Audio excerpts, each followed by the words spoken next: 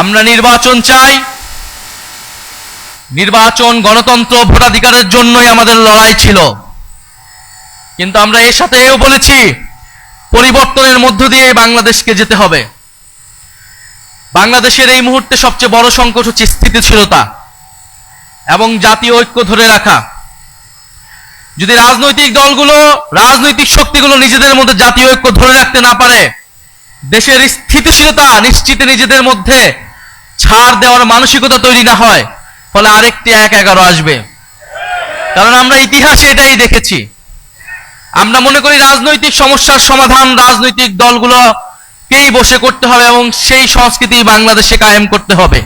যদি রাজনৈতিক দলগুলো ব্যর্থ হয়, লাভবান হবে ডিজিএফআই, লাভবান হবে অরাজনৈতিক শক্তি, লাভবান হবে বিভিন্ন বৈদেশিক শক্তি। আমরা গণ অভ্যুত্থানের পরে ফলে যেই জাতীয় ঐক্যের স্বার্থে, বাংলাদেশের স্থিতিশীলতার স্বার্থে গত ১ বছর ধরে গণ অভ্যুত্থানের শক্তি, বৈষম্য বিরোধী শক্তি, জাতীয় নাগরিক পার্টি বারবার ছাড় দিয়ে গিয়েছে, কিন্তু ছাড় দিতে দিতে আমরা শেষ প্রান্তে এসেছি। আমরা এবার ছাড় দিব না। আমরা এবার আদায় করে নিব যে গণ অভ্যুত্থানের পরে নতুন বাংলাদেশের প্রতিশ্রুতি আমরা দিয়েছি, যে গণতন্ত্র প্রতিষ্ঠার, বৈষম্যহীন বাংলাদেশ প্রতিষ্ঠার প্রতিশ্রুতি দিয়েছি। অন্তর্বর্তী সরকার যেই প্রতিশ্রুতি দিয়ে, যেই শহীদের রক্তের উপর দিয়ে প্রতিষ্ঠিত হয়েছে, সেই প্রতিশ্রুতি আদায় না করে এই সরকার যেতে পারবে না। সেই প্রতিশ্রুতি বাস্তবায়ন না হওয়া পর্যন্ত কোনো রাজনৈতিক দল ক্ষমতায় আসতে পারবে না। ফলে আমরা এখনো বলবো, আসুন জাতীয় ঐক্যের স্বার্থে, স্থিতিশীলতার স্বার্থে আমরা সেই প্রতিশ্রুতিগুলো একে একে পূরণ করি।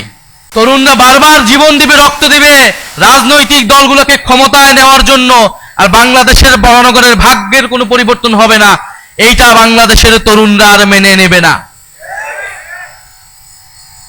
বাংলাদেশের তরুণরা একটা অমর্যাদাকর জীবনযাপন করে,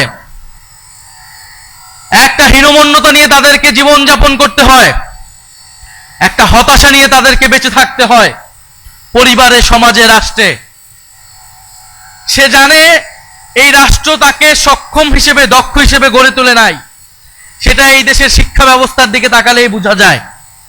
সে জানে সে যদিও কোনো না কোনো ভাবে পড়াশোনা করে বিশ্ববিদ্যালয়ে যেতে পারে, বিশ্ববিদ্যালয় থেকে বের হয়ে তার কোনো কর্মসংস্থান নাই, এবং সে যদি রাজনীতিতে যোগ দেয় তাহলে চাঁদাবাজি, সন্ত্রাস, টেন্ডারবাজি করে তাকে রাজনীতিতে করতে হবে, এবং রাজনৈতিক দলগুলোর লাঠিয়াল হিসেবে তাকে সব সময় রাজনীতি করে যেতে হয়।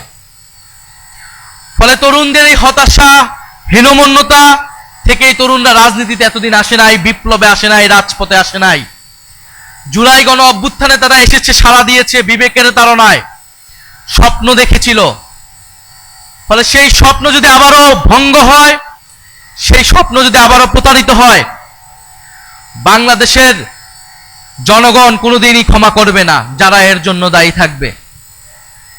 কিন্তু আমরা আজকে এখানে বলতে এসেছি, সেই স্বপ্ন ভঙ্গ আমরা হতে দিব না। বাংলাদেশের জুলাইয়ের প্রজন্মকে আমরা প্রতারিত হতে দিব না। আমাদের নিয়ে যতই মিডিয়া ট্রায়াল করা হোক, আমাদের নিয়ে যতই ষড়যন্ত্র করা হোক না কেন, গণ অভ্যুত্থানের আকাঙ্ক্ষায় তরুণ প্রজন্মকে ক্ষমতায়িত করতে আমরা রাজপথে লড়াই করে যাব। আমরা বলেছি তরুণদেরকে ক্ষমতায়িত করতে হবে, এর মানে না এনসিপিকে ক্ষমতায় আনতে হবে। প্রত্যেকটা রাজনৈতিক দলের তরুণরা কিন্তু রাজপথে নেমেছিল। ছাত্র সংগঠন, যুব সংগঠনরাই লড়াই করেছিল, ভ্যানগার্ড হিসেবে থেকেছিল। রাজনৈতিক দলগুলো তার কতটুক মূল্যায়ন করেছে? প্রত্যেকটা রাজনৈতিক দলগুলো নীতি নির্ধারণী পর্যায়ে তরুণদেরকে নিয়ে আসতে হবে। গণ অভ্যুত্থানে ভূমিকার জন্য তরুণদেরকে সেই সম্মান দিতে হবে। আমাদেরকে সম্মান না দেন, আপনার দলের তরুণদেরকে আপনারা সম্মান দেন। আমরা আগামীর সংসদে, আগামীর নির্বাচনে, আগামীর গণপরিষদে আমরা তরুণদের সর্বাধিক অংশগ্রহণ দেখতে চাই। সকল রাজনৈতিক দলকে এটা কমিটমেন্ট করতে হবে। তাদের ইশতেহারে আমরা দেখব তরুণদের জন্য তারা কি ঘোষণা করছেন, তরুণদের কত পার্সেন্টকে তারা নমিনেশনের টিকিট দিচ্ছেন।